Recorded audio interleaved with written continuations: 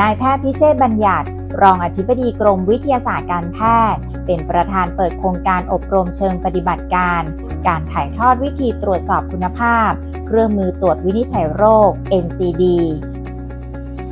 โดยมีนางสิริภากรแสงกิจพรนักวิทยาศาสตร์การแพทย์ทรงคุณวุฒิร่วมบรรยาย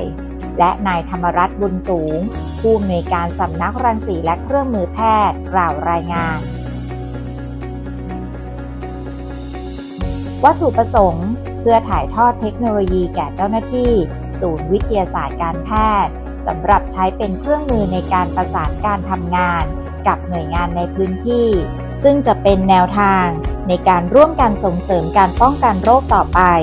ณโรงแรมอมรีดอนเมืองแอร์พอร์ตกรุงเทพมหานครเมื่อวันที่ 23-24 เมษายน พุทธศักราช